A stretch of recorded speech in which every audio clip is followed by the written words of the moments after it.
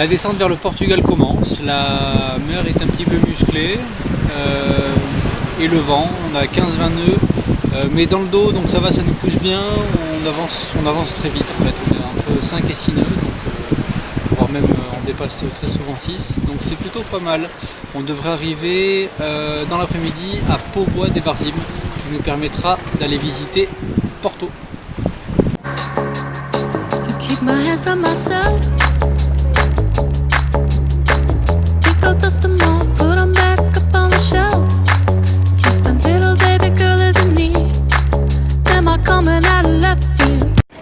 Donc là on est à Póvoa de Varzim, on est sur la route de Porto.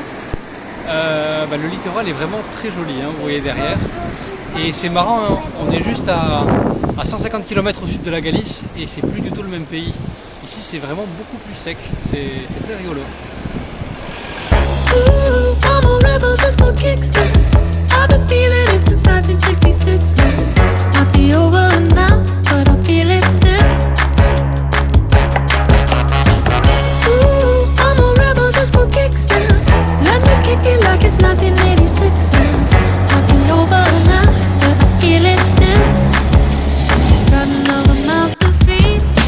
On visite la ville de Porto, on est monté tout en haut de la tour d'éclair qui est assez célèbre et du coup on a la vue sur toute la ville, c'est magnifique.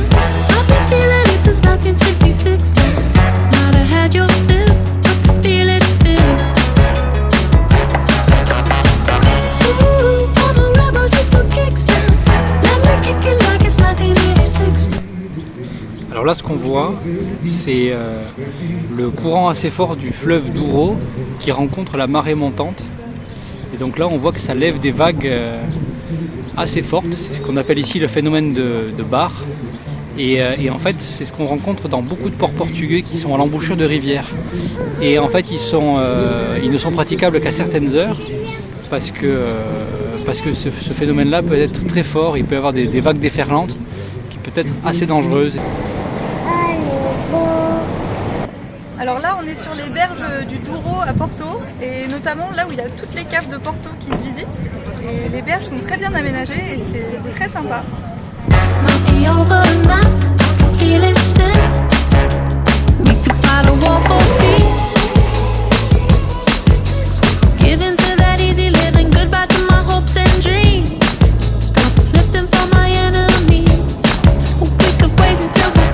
Alors aujourd'hui on part du port de Póvoa de Varzim direction Lisbonne.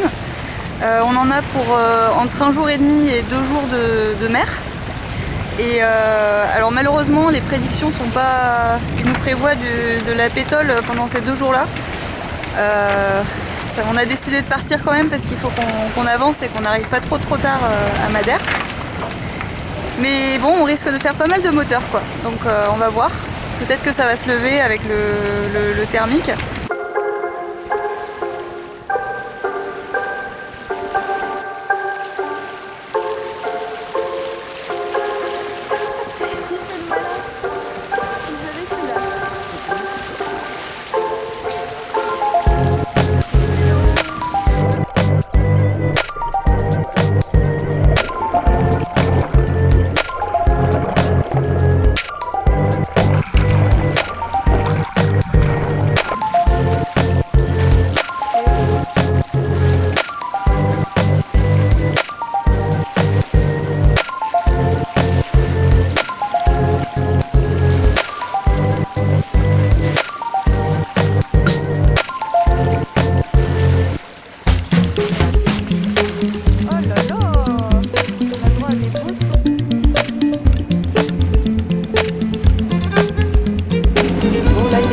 On est toujours direction Lisbonne.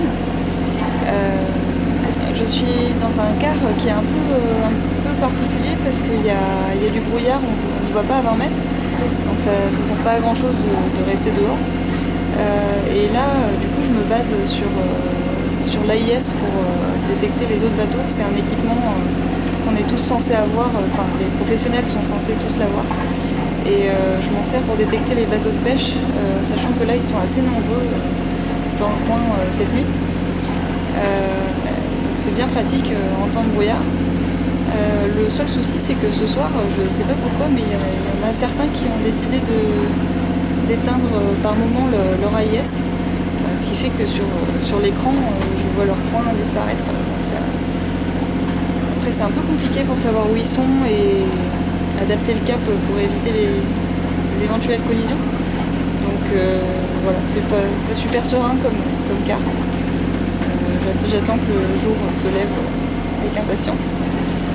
Donc là c'est l'équipement en question, donc l'AIS, qui montre les autres bateaux et qui disent, donc l'AIS nous dit la distance et l'heure à laquelle on croise chacun des bateaux.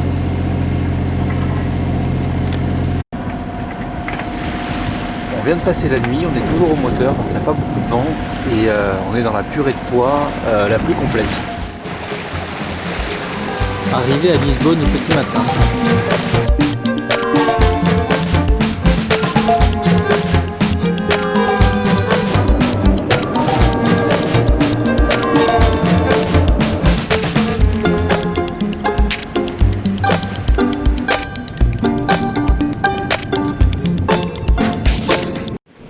C'est la troisième fois que je viens à Lisbonne. Les 2 premières fois c'était en avion, un petit peu moins de 3 heures de vol depuis Paris. Là ça fait quelque chose d'arriver par la mer. C'est vraiment hyper satisfaisant après le périple qu'on a fait jusque là. Alors ça y est, on est arrivé à la Marina Parque das Nações à Lisbonne, dans laquelle on va passer plusieurs jours en attendant de pouvoir partir, d'avoir un créneau météo vers Madère. C'est vraiment une marina très très chouette, donc déjà on est vachement bien placé, on est près du Parc des Nations qui a été fait pour l'exposition universelle de 98, donc le cadre est vraiment chouette.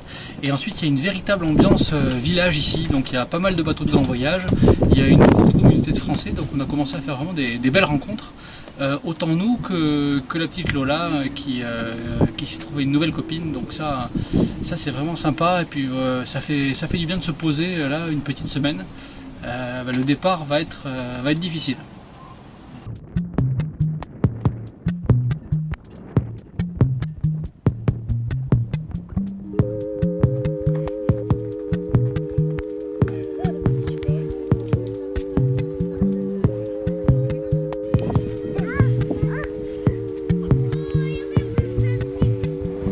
Alors là on est sur la place du commerce de Lisbonne, la fameuse. On est dans un port qui est tout près du centre, on est venu en 10 minutes en bus, donc c'est super agréable. Et là on a un grand beau pour faire la visite de la ville. Super. Descansar a vista até onde a vista alcança, de uma zona temperada até onde o sonho te leva. Et oui, on est dans une voiture pour une fois. On a fait une location pour la journée depuis Lisbonne pour aller visiter des grottes qui sont dans les environs de Lisbonne, qui sont apparemment superbes et assez connues dans le coin, et pour aller voir les environs des grottes qui sont sympas aussi. Et alors mine de rien, ça fait plaisir de reconduire une voiture. Et quand on a passé 2 mois à faire des manœuvres de port avec un bateau de 10 mètres, et un créneau avec une Twingo, c'était le gros d'emblée. Na varanda suspensa de São Sebastião, intocada por palmeiras, pés de manga, costela de Alors là on algodão. visite la ville de Santarém, on est tombé dessus un peu au hasard et on est très content parce que c'est une petite ville pas connue du tout du Portugal. Et c'est plein d'azuleros partout, donc c'est les carreaux colorés qui recouvrent les façades. C'est magnifique, et puis c'est aussi la ville du gothique, donc il y a plein d'églises partout, on en prend plein les yeux, donc c'est super agréable. Eu me sentava pra ver aquele quadro vivo mudar. Vista parilha bela, éramos a tela impressionista, tropical. Nous voilà au Cap Saint-Vincent, au sud du Portugal, au mouillage. On a fait la traversée depuis Lisbonne hier. On s'est mis là en fait en attendant de traverser pour Madère. Ça fait une bonne semaine qu'on regarde la météo, un peu tous les jours. La météo a beaucoup changé ces derniers temps à cause des cyclones dans l'Atlantique. Donc on a eu le projet de partir et puis finalement on a décalé. Donc là on devrait avoir une bonne météo enfin à partir de demain. Donc on se prépare tranquillement, on est au mouillage et on a un peu les chocottes parce que c'est la plus grosse traversée qu'on ait à faire. Mais voilà, on profite quand même avant de partir tranquillement. En plus on a un beau mouillage avec des belles falaises et des grottes qu'on va aller voir cet après-midi je pense. Latino-Americana.